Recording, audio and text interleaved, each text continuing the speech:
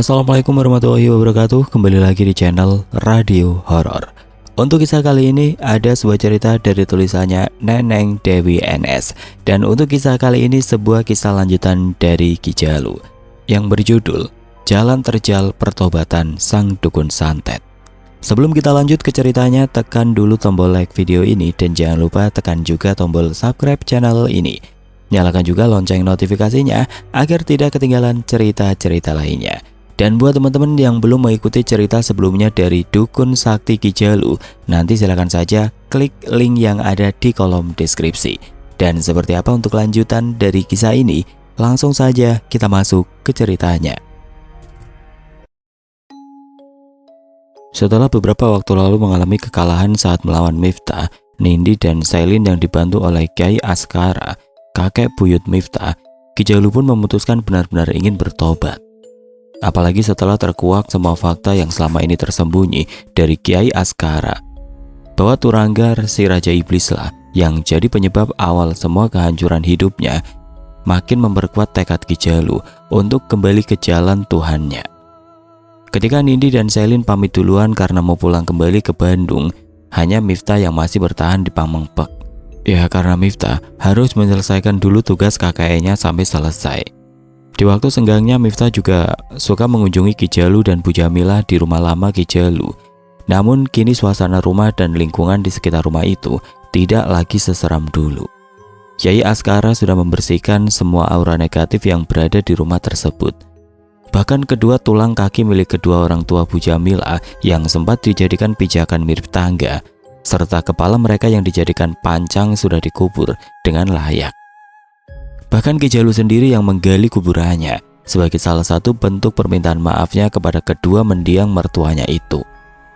Sedangkan Bu Jamilah sendiri sudah berlapang dada dan mau memaafkan semua hal buruk yang pernah dilakukan suaminya di masa lalu pada kedua orang tuanya. Atas bantuan Kyai Askara, akhirnya semua ilmu hitam dan aneka santet mematikan yang sempat tertanam di dalam tubuh Ki Jalu. Bahkan ada yang sudah menyatu dengan darahnya selama 30 tahun. Sedikit demi sedikit dibantu dibersihkan. Kyai Askara berpesan kalau Ki Jalu ingin tobat, harus punya rasa ikhlas. Buang jauh-jauh rasa dendam terutama ketika ada imbas dari semua perbuatannya di masa lalu. Hukum tabur tuai itu pasti akan selalu berlaku. Bila yang kita tanam tomat, tidak mungkin akan panen cabai. Begitu juga sebaliknya. Belajarlah untuk tetap berlapang dada dalam menghadapi semuanya. Mintalah selalu kekuatan pada Gusti Allah. Pesan Kyai Askara. Ki Jalu yang saat itu masih tertunduk di hadapan Kyai Askara hanya menganggukkan kepalanya sebagai tanda paham maksud ucapan beliau. Di sampingnya ada Bu Jamilah yang selalu setia menemaninya. Bahkan ketika Ki Jalu sempat mengalami demam tinggi selama berhari-hari, juga muntah darah akibat bentrokan energi dan proses tarik-menarik yang terjadi di dalam tubuhnya. Bu Jamilah sampai ikut tidak tidur karena menunggu sang suami. Suamimu ini jin perewangannya terlalu banyak, Jamilah. Ilmu-ilmu sesat dan aneka ilmu santet yang berbahaya juga sudah dia kuasai. Jadi bukan hal mudah buat saya untuk mengeluarkannya. Tapi bukan berarti suamimu tidak bisa sembuh. Tidak ada yang mustahil bagi Allah. Tugasmu sebagai seorang istri, bantu dengan berdoa dan melaksanakan sholat malam. Kyai Askara ikut menasihati Bu Jamilah. Baik Kyai, insya Allah saya ikhlas menemani suami saya di masa-masa sulitnya, jawab Bu Jamilah. Bagus, jawab Kyai Askara singkat. Setelah lebih kurang seminggu menjalani pengobatan oleh Kyai Askara, akhirnya beliau pun pamit karena masih punya banyak urusan dengan pesantren yang masih dikelolanya di kota Bandung. Namun Kyai Askara minta Miftah agar ikut membantu Ki Jalu dalam semua proses pertobatannya. Miftah hanya mengangguk, lalu salim kepada beliau sebelum akhirnya Kyai Askara menghilang ke sebuah lingkaran berbentuk lorong yang tiba-tiba muncul di hadapannya. Lorong waktu itulah yang selalu mempercepat Kyai Askara untuk cepat sampai di suatu tempat. Namun sayangnya sepeninggal Kyai Askara, warga yang masih geram dan dendam pada semua sepak terjang Ki Jalu di masa lalu tidak terima kalau mantan dukun santet paling hebat itu tinggal di wilayah mereka. Mereka pun berbondong-bondong mendatangi rumah Ki Jalu. Saya atas nama warga desa Pamengpek tidak sudi kalau mantan dukun santet ini ada di sini di tengah-tengah kita lagi. Sebaiknya Ki Jalu dan Bu Jamila kita usir saja. Tanda seseorang warga bernama Tarman. Apa yang Tarman sampaikan sepertinya wajar, karena dia masih menyimpan rasa dendam pada Ki Jalu. Dulu Ki Jalu pernah menyantet kedua orang tuanya memakai santet tusuk konde, hingga keduanya tewas dalam waktu yang berdekatan. Meski saat itu Ki Jalu menyantet keduanya atas perintah seseorang yang membayarnya, namun Tarman tetap menyalahkan Ki Jalu yang sudah membuatnya jadi yatim piatu. Setuju, usir saja dukun santet sialan ini. Ngapain kita kasihan sama dia? Dulu saja dia begitu jumawa menyombongkan ilmunya pada warga, hingga suka berbuat seenaknya, bahkan sering menyantet warga tanpa sebab. Timpal salah seorang warga. Akan tetapi di luar dugaan, Ki Jalu masih terlihat bersikap tenang. Dengan suara pelan, Ki Jalu berkata, "Bapak-bapak dan ibu-ibu sekalian, saya tahu selama ini sudah terlalu banyak berbuat jahat pada kalian. Saya ikhlas mendapatkan hukuman apapun dari kalian semua. Tapi saya hanya minta tolong, jangan sakiti istri saya yang sedang mengandung. Saya mohon," ucap Ki Jalu. Warga sempat terdiam sejenak mendengar ucapan Ki Jalu. Mereka tidak menyangka kini Ki Jalu sudah tidak lagi bicara dengan nada sombong dan meremehkan mereka, seperti yang selama ini dia lakukan. Akan tetapi tiba-tiba suara seorang warga memecahkan keheningan yang sempat memagari suasana tempat itu. "Kalian jangan percaya begitu saja ucapan dukun santet laknat ini. Saya yakin dia berbicara seperti itu karena kalah sakti oleh Kiai Aksara, kakeknya Miftah. Tapi nanti kalau dia sudah kembali lagi kesaktiannya, pasti akan balas dendam pada kita semua, lalu kembali mengirim santet mematikan." Hasut seorang warga yang sepertinya juga menaruh rasa sakit hati dan dendam kepada Ki Jalu. Lalu warga pun kembali terdengar riuh. "Ayo kita lempar pakai batu," kata seorang warga. "Setuju," sahut beberapa orang warga yang lainnya. "Masukkan tubuhnya ke dalam karung, hanyutkan ke pantai," timbal seorang warga yang berdiri paling depan. "Seret tubuh busuknya." Kembali terdengar suara dari warga lain. "Bunuh saja, bakar tubuhnya." Kali ini suara sautan muncul dari warga yang baru datang. Ya, pemilik suara itu adalah Ki Jarwo, salah satu dukun yang pernah dikalahkan oleh Ki Jalu saat adukan uragan beberapa waktu yang lalu. Bahkan Ki Jalu berhasil membuat Ki Jarwo kehilangan semua kesaktiannya, kemudian membuat salah satu matanya buta dicongkel oleh salah satu jin perewangannya. Namun diam-diam Ki Jarwo yang ingin balas dendam kembali berguru pada seorang dukun sakti dari Cirebon bernama Ki Jagat. Kini Ki Jarwo kembali ke Pangmempek setelah 3 tahun menghilang karena merasa sudah punya kesaktian yang cukup mumpuni. Dia ingin kembali menantang Ki Jalu duel dan dia berniat ingin menghabisi Ki Jalu saat itu juga. Ki Jarwo tidak peduli meski saat ini Ki Jalu sudah memutuskan bertobat. Warga yang sudah tidak terkendali lagi emosinya merangsek maju ke depan ke arah Ki Jalu yang sedang berdiri. Bu Jamila yang berdiri di sampingnya tampak makin ketakutan. Air matanya tumpah sambil mengelus-ngelus perutnya yang mulai terlihat membesar. Dalam hatinya Bu Jamila berdoa semoga datang pertolongan dari Allah untuk suaminya. "Mbah, ambu takut," kata Bu Jamila dengan suara bergetar. Mata perempuan itu tampak berkaca-kaca seperti sedang mencoba menahan tangis. Di luar dugaan, Ki Jalu malah terlihat begitu tenang. Padahal saat ini nyawanya sedang terancam. Ya, karena yang dilawan oleh Ki Jalu saat ini bukan hanya Ki Jarwo yang kesaktiannya sudah cukup tinggi, tapi juga sebagian warga desa Pangmempek yang sangat marah dan menaruh dendam begitu dalam terhadapnya. "Tenang ambu, Aba yakin apapun yang akan terjadi pasti atas izin Allah. Ambu pergilah, biar Aba yang menghadapinya sendirian. Aba tidak mau nanti ambu dan bayi dalam kandungan ambu ikut jadi ambukan warga," kata Ki Jalu lembut. "Tapi bah," sangga Bu Jamila masih dengan air mata yang terus mengenang di pipinya. "Jangan membantah Aba, pergilah. Aba sudah ikhlas dengan semua yang akan menimpa Aba." Tandas Ki Jalu kali ini seraya menatap nanar pada warga yang makin mendekat ke arahnya.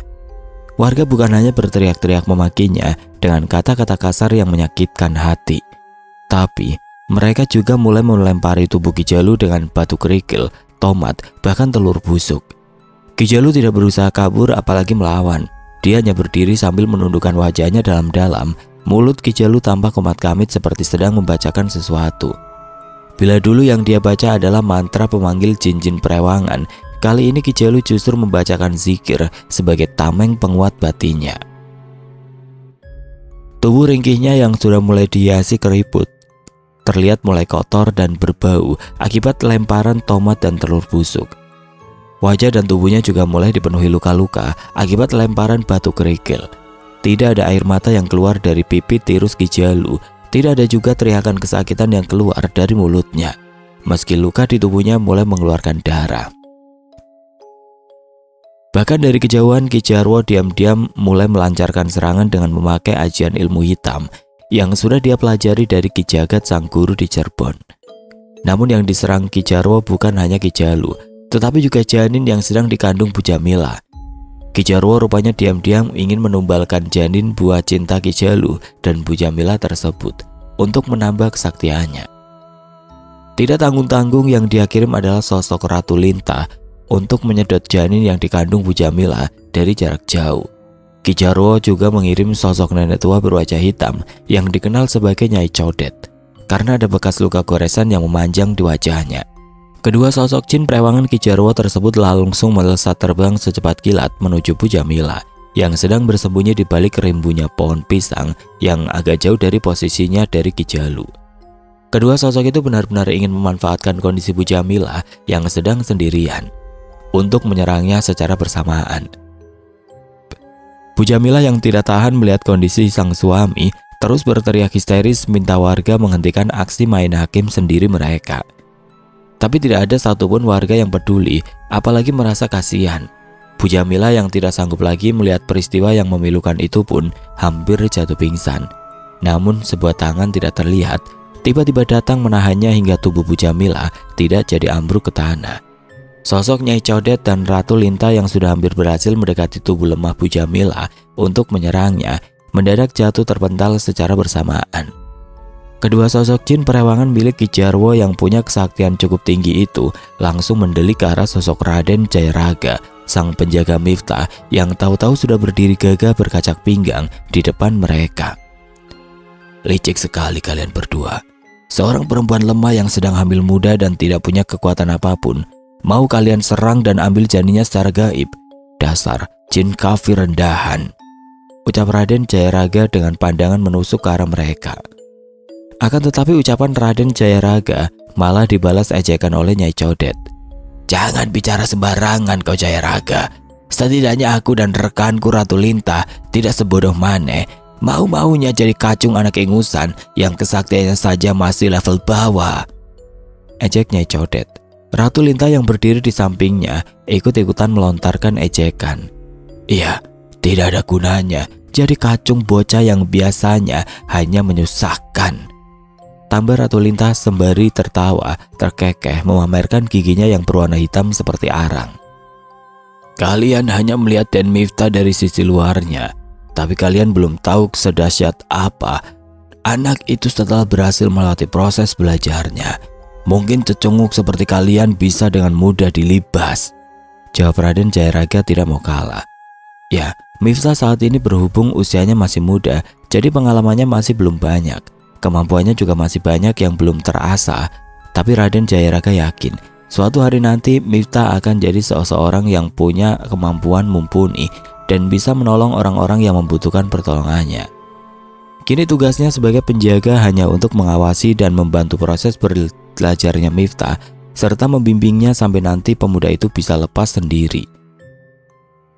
Kali ini Raden Jayaraga benar-benar harus waspada karena sudah tahu kalau dua sosok di depannya ini adalah sosok yang licik dan suka menempuh jalan curang untuk mencapai tujuannya. Itu sebabnya Raden Jayaraga buru-buru memagari Bu Jamila dengan 3 lapisan selubung gaib. Dia takut nanti keselamatan Bu Jamila dan janinnya jadi terancam. Namun tindakan Raden Jayaraga yang melindungi Bu Jamila sedemikian rupa justru membuat Nyai Codet dan Ratu Lintah meradang. Kurang ajar, si Jayaraga malah melindungi perempuan dan janinnya. Aku jadi tidak bisa leluasa masuk untuk menyedot janin yang dikandungnya, runtuk Ratu Lintah dalam hatinya. Sementara itu Nyai Codet tampak sedang berpikir keras bagaimana cara menyingkirkan Raden Jayaraga tanpa harus bertarung kanuragan dengannya. Nyai Codet sadar ilmu kanuragan yang dimiliki oleh Raden Jayaraga tidak bisa dianggap sebelah mata. Sampai akhirnya Nyai Codet memberi isyarat pada Ratu Lintah agar mundur. Awalnya Ratu Lintah mau protes, tapi Nyai Codet keburu mengajaknya bicara dengan memakai bahasa batin. "Simpan dulu amarahmu, Ratu Lintah. Sekarang bukan saatnya yang tepat untuk menyerang si Jayaraga. Meski dia sendirian, tapi dia masih terlalu kuat untuk kita kalahkan. Kita cari waktu yang tepat untuk menyerang perempuan itu dan mengambil janinnya," ucap Nyai Codet seraya memberi isyarat pada Ratu Lintah agar kabur. Ratu Lintah pun terpaksa manut. Kedua jin perewangan Ki Jarwo itu pun langsung menghilang. Raden Jayaraga hanya menggeleng-geleng kepala melihat kelakuan dua sosok tersebut. "Dasar, kalian makhluk rendahan pengecut. Beraninya hanya sama perempuan lemah yang tidak dilindungi suaminya," ejek Raden Jayaraga. Sampai akhirnya sebuah teriakan disusul suara dentuman keras terdengar dari arah belakang tubuh Ki Jalu, sekaligus membuat kerumunan warga jadi berpencar ke segala arah. Sebagian besar dari mereka bahkan ada yang teriak dan jatuh tercengkang akibat kuatnya suara dentuman tersebut. "Hentikan!" Disusul kemunculan seorang pemuda tampan berwajah oriental yang tidak lain adalah Miftah. Ya, Miftah dengan gesit melesat ke arah kerumunan warga yang menyemut, lalu berdiri tepat di depan tubuh Ki Jalu yang sudah tidak berdaya. Ya, tubuh tua Ki Jalu yang sudah tidak sanggup menerima lemparan batu, telur busuk dan sebagainya, akhirnya ambruk juga. Untung Miftah sempat menahan tubuh bekas musuh bebuyutan itu. Perlahan Miftah menyandarkan tubuh Ki Jalu di sebuah batang pohon pisang yang tidak jauh dari tempatnya berdiri. "Tunggu di sini dulu ya Ki, saya mau bicara dulu dengan para warga," kata Miftah lembut. Ki Jalu tidak menjawab, hanya mengangguk lemah. Sekujur tubuhnya terasa sakit dan banyak mengalami luka sampai berdarah akibat berbagai lemparan benda-benda yang diarahkan warga yang marah kepadanya. Tapi Ki Jalu masih bersyukur saat tahu sang istri dan janinnya tidak apa-apa, karena tidak ikut jadi sasaran amukan warga. Sepertinya tekad Ki Jalu untuk bertobat memang benar-benar muncul dari lubuk hatinya yang paling dalam. Itu terbukti dari bibirnya yang tidak pernah lepas melafalkan zikir. Bahkan Miftah ikut mendengar hingga membuatnya makin yakin untuk membela Ki Jalu. Miftah menatap garang pada kerumunan warga yang mulai berpencar akibat pukulan penebar angin yang tadi sempat dia keluarkan. Itu adalah jurus baru yang diberikan Kiai Aksara, sang kakek, untuk membubarkan sebuah kerumunan tanpa menyakiti apalagi melukai orangnya. "Kenapa kalian sejahat ini pada orang yang sudah berniat hendak bertobat? Untuk apa kalian semua getol beribadah, tapi hati kalian masih saja diisi rasa dendam?" ucap Miftah kelugas. Suasana yang tadi hiruk pikuk langsung berubah hening. Seorang warga memberanikan diri menantang apa yang barusan disampaikan oleh Miftah. "Kami bukannya tidak memaafkan Ki Jalu, Jang Miftah, tapi selama ini kami semua terlanjur benci dengan semua kejahatannya. Jang Miftah kan tahu sendiri, dukun sialan ini menganggap nyawa seorang itu tidak ada harganya," ucap warga tersebut. Warga lain spontan membenarkan ucapannya. "Iya, saya tahu, tapi saat ini Ki Jalu sudah bertobat. Berikan beliau kesempatan untuk membuktikan ucapannya pada bapak dan ibu semuanya," saut Miftah. Suasana kembali hening. Terdengar suara Ki Jalu yang terbatuk-batuk. Rupanya dadanya yang sempat terkena lemparan batu membuatnya terbatuk-batuk hingga mengeluarkan lendir yang bercampur dengan darah. Miftah menengok sejenak ke arah Ki Jalu. Hati Miftah makin merasa iba. Kini laki-laki parubaya itu mulai menuai karma dari perbuatan jahatnya di masa lalu. "Bertahan lagi," ucap Miftah pelan seraya kembali menatap ke arah kerumunan yang masih tidak ada yang beranjak dari tempat mereka berdiri. "Kalian lihat sendiri Ki Jalu sekarang sudah terluka parah akibat aksi main hakim sendiri oleh kalian semua. Apa hati kalian semua terbuat dari batu hingga tidak menyisakan rasa kasihan sedikit pun pada Ki Jalu?" kata Miftah dengan suara bergetar. Kembali suasana hening. Tidak ada satupun warga yang angkat bicara, apalagi mendebat ucapan Miftah barusan. Miftah kembali melanjutkan ucapannya. "Tuhan saja yang maha pemberi maaf. Kenapa kita sebagai manusia yang bergumul dengan dosa tidak bisa?" Ucapan Miftah diakhiri dengan helaan nafasnya yang berat. Meski Miftah usianya masih muda, namun rasa empati dan welas asih yang tertanam di dalam hatinya begitu sangat besar. Makanya hatinya ikut sakit melihat perlakuan warga yang menurutnya terlalu berlebihan pada Ki Jalu. Miftah khawatir justru perlakuan warga yang sekarang bisa kembali membangunkan sifat jahat dan rasa dendam dari dalam diri Ki Jalu. Apa Jang Miftah bisa menjamin Ki Jalu bisa dipegang ucapannya? Bagaimana kalau Ki Jalu ternyata hanya berpura-pura tobat, Jang? Kali ini Pak Gopar yang maju ke depan. Ya, Pak Gopar adalah sekretaris desa yang untuk sementara waktu ditunjuk menggantikan kades yang tewas akibat kiriman santet Ki Jalu tempo hari. Pak Gopar sebenarnya tidak setuju dengan aksi main hakim dari warganya. Tapi di sisi lain Pak Gopar juga merasakan besarnya kebencian warga kepada mantan dukun santet yang paling ditakuti di ranah Pasundan tersebut. Miftah terdiam sejenak mendengar pertanyaan dari Pak Gopar. Kemudian dia menghembuskan nafas perlahan, lalu menatap lekat Pak Gopar dengan tatapan tajam. Saya yang akan jadi jaminannya Pak Gopar. Bila sampai Ki Jalu ingkar janji, Pak Gopar dan warga, silakan hukum saya. Jawab Miftah dengan suara lantang tanpa rasa takut sedikit pun. Kembali suasana hening, namun tiba-tiba saja Ki Jarwo merangsek maju ke depan lalu melompat ke atas untuk menyerang Miftah dengan salah satu jurus mematikan andalannya. Miftah yang tidak siap dengan serangan mendadak dari Ki Jarwo tentu saja langsung jatuh terjengkang seraya memegangi dadanya yang mendapat tendangan cukup telak dari mantan musuh Ki Jalu itu. Miftah meringis kesakitan. Dada kanannya terasa sakit bercampur perih karena Ki Jarwo menendang menggunakan tenaga dalam. Belum sempat Miftah berdiri kembali, Ki Jarwo melancarkan pukulan kedua, kali ini hendak menginjak kepala Miftah. Untunglah kali ini Miftah cukup waspada dan sempat menahan kaki kiri Ki Jarwo yang hendak menginjak kepalanya dengan lengan kirinya. Usaha Ki Jarwo untuk membuat kepala Miftah remuk seperti remahan rengginang pun gagal. Terlihat wajah Ki Jarwo berubah menjadi merah padam. Sial, kenapa tendangan kaki aing malah bisa gagal? Runtuknya kesal seraya menatap penuh amarah pada Miftah yang terlihat begitu tenang menghadapi setiap serangan dirinya. Bukan itu saja, Miftah juga kini mulai membalas dengan memukul lutut kanan Ki Jarwo dengan tangan kanannya.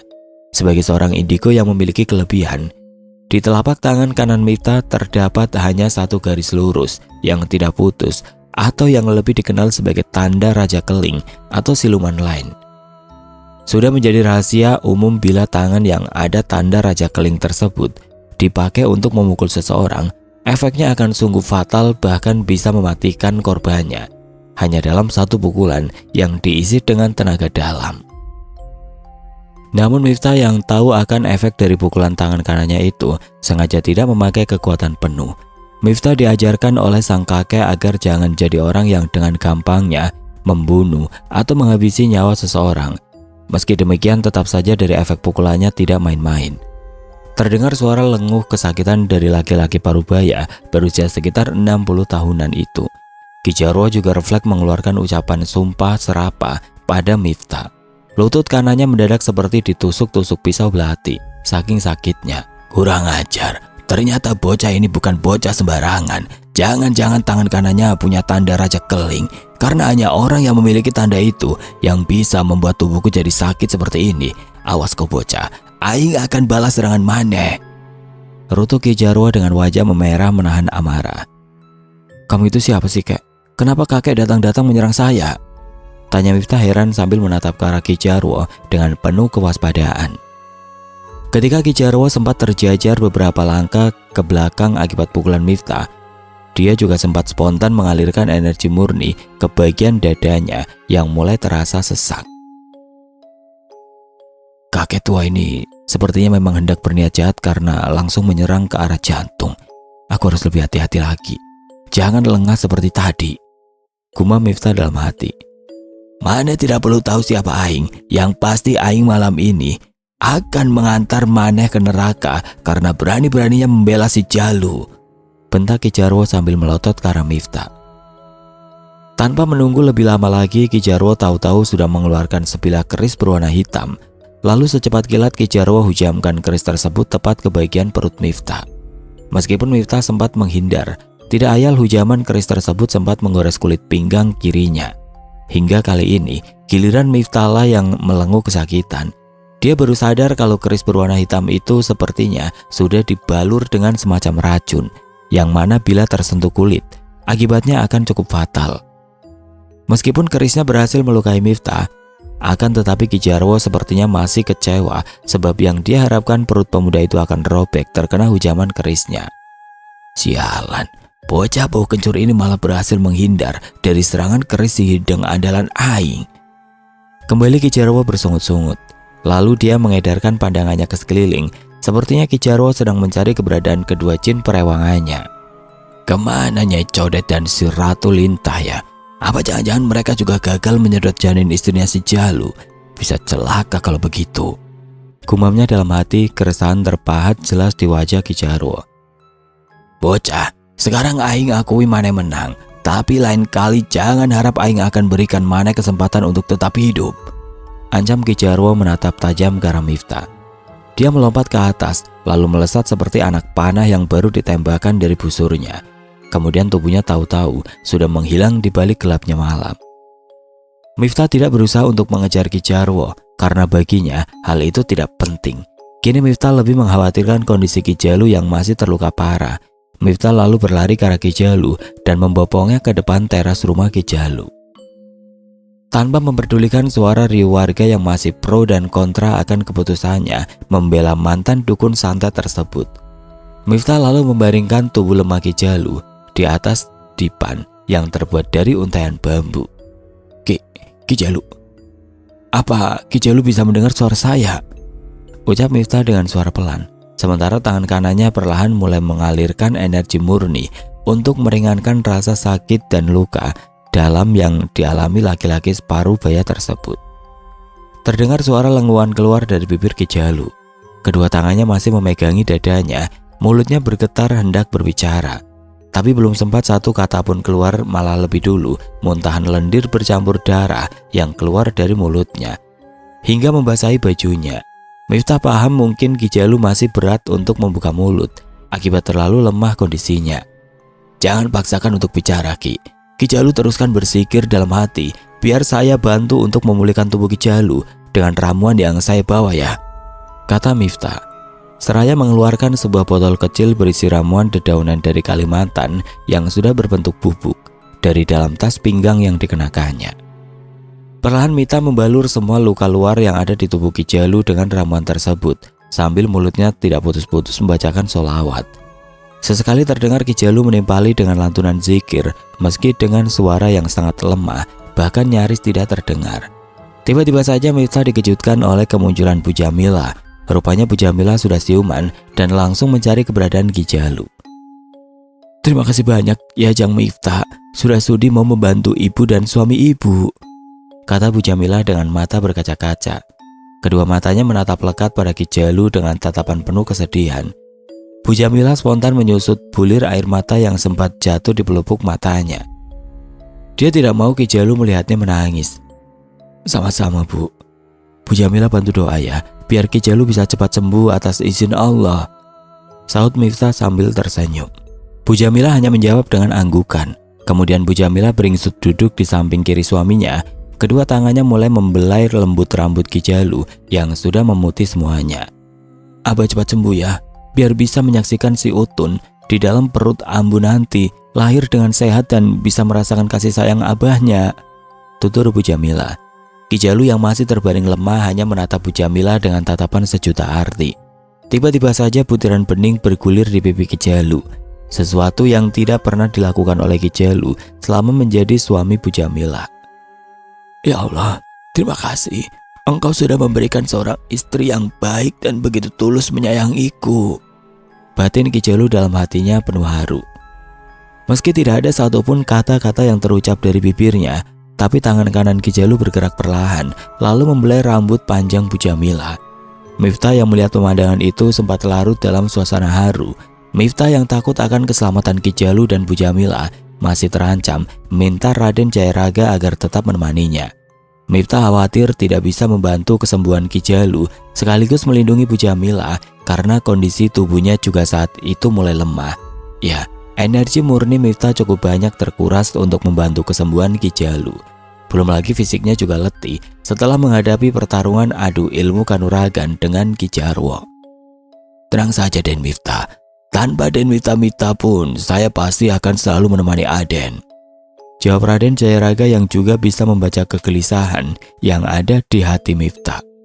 Miftah tersenyum mendengar kata-kata dari Kodam penjaganya yang sangat setia tersebut. Miftah tahu kalau ini adalah babak baru dalam kehidupan Ki Jalu dan Bu Jamilah sebagai orang-orang yang kembali ke jalan Tuhannya. Sudah dipastikan nanti ke depannya akan ada banyak cobaan dan rintangan yang harus dihadapi Ki Jalu. Dalam hatinya Miftah berjanji akan membantu Ki Jalu dan Bu Jamilah semampunya sesuai amanat dari Kiai Aksara. Meski Miftah tahu semua itu pasti tidak akan mudah. Malam itu Miftah minta izin untuk menginap di rumah Ki Jalu atas amanat dari sang kakek Kiai Aksara. Tentu saja Bu Jamilah tidak keberatan, malah merasa senang karena kehadiran Miftah justru membuatnya jauh lebih tenang. Alhamdulillah, Ibu senang sekali bila Jang Miftah mau menginap malam ini bersama kami. Terima kasih ya Jang, biar Allah yang membalas semua kebaikan Jang Miftah, kata Bu Jamilah dengan mata berkaca-kaca. Miftah mengangguk. Sama-sama Bu, Ibu dan Ki Jalu tidak perlu sungkan bila membutuhkan bantuan saya. Tapi izinkan saya untuk kembali dulu ke tempat mahasiswa KKN. Ada beberapa barang yang mau saya ambil di kamar saya, saut Miftah dengan sopan. Silahkan Jang Miftah, kami tunggu ya kedatangannya, kata Bu Jamilah menatap Miftah penuh harap, seraya melirik ke arah Ki Jalu yang masih terbaring lemah di sampingnya. Miftah pun pamit pada Bu Jamilah dan Ki Jalu. Miftah tadi sempat mendapat bisikan telepati dari Raden Jayaraga agar jangan lupa membawa tasbih dan sabuk sakti miliknya bila Miftah hendak menginap di rumah Ki Jalu. Raden Jayaraga khawatir akan ada hal-hal yang bisa mengganggu keselamatan Miftah selama ia berada di sana. Awalnya Miftah sempat bingung, bahkan mempertanyakan apa maksud dari Raden Jayaraga tersebut. Den Miftah tidak perlu bertanya, nanti juga Den Miftah akan tahu sendiri jawabannya, kata Raden Jayaraga lugas sambil melanjutkan tersenyum. Miftah tidak berani untuk menanyakan lebih lanjut. Dia hanya menggaruk-garuk kepalanya yang tidak gatal, lalu melangkah pasti meninggalkan rumah Ki Jalu. Sementara itu Bu Jamilah yang masih trauma dengan aksi main hakim sendiri yang sempat dilakukan oleh warga, membuatnya jadi kembali optimis dengan pilihan yang sudah ditetapkan suaminya. Mudah-mudahan dengan adanya Jang Miftah bisa membantu Abah untuk kembali istiqomah di jalan Allah ya Bah, ucap Bu Jamilah pelan, seraya mengobati luka di kepala Ki Jalu yang masih mengucurkan darah akibat terkena lemparan telur busuk dan batu oleh warga yang marah. Ki Jalu hanya tersenyum tipis, hanya memberi isyarat dengan kerjapan mata tanpa mengeluarkan sepatah kata pun dari bibirnya. Ki Jalu dalam hatinya mulai dirundung oleh rasa khawatir. Akankah keputusannya ini justru malah akan membawa masalah dan penderitaan baru untuk Bu Jamilah? Ki Jalu tidak keberatan bila dia sendiri yang menanggung semua akibat perbuatan jahatnya di masa lampau. Tapi yang terjadi saat ini Bu Jamilah malah jadi ikut kena getahnya. Ya Allah, tolong berikan hamba kekuatan untuk kembali lagi ke jalan yang benar sesuai syariat yang sudah Engkau tetapkan. Tolong lindungi istri dan calon anak hamba dari segala mara bahaya, batin Ki Jalu dalam hati. Tanpa terasa bulir-bulir air bening pun ikut bergulir dari kedua pipinya yang cekung, membuat tangisan yang menggambarkan rasa penyesalan terdalam, yang kini merangkul laki-laki parubaya yang sempat dijuluki Raja Santet dari Pasundan. Rasa sakit yang dideritanya dan juga rasa lelah yang menderanya akhirnya membuat Ki Jalu menyerah. Tidak lama kemudian Ki Jalu pun tertidur. Suara jangkrik dan bintang malam terdengar bersaut-sautan dari luar kamar, menambah semaraknya suasana malam itu. Keheningan yang sempat memagari suasana malam seketika buyar. Bu Jamilah tampak tidur di samping Ki Jalu suaminya. Sesekali perempuan yang sedang hamil 4 bulan itu bangun hanya untuk membetulkan posisi selimut Ki Jalu atau memeriksa kondisi suaminya itu yang masih dipenuhi luka di sekujur tubuh rentahnya. Hati Bu Jamilah terasa bagai tertusuk ribuan duri. Tidak kuasa melihat kondisi suaminya yang kini terbaring lemah. Jauh berbeda dengan kondisinya yang dulu begitu sangar, gagah perkasa, menyombongkan kekuatan yang dimilikinya. Sesaat, Bu Jamilah tersenyum. Ya, dia bahagia atas pilihan bertobat yang diambil Ki Jalu, dan dia berjanji akan selalu setia mendampingi sang suami dalam melewati babak baru dalam kehidupan tersebut.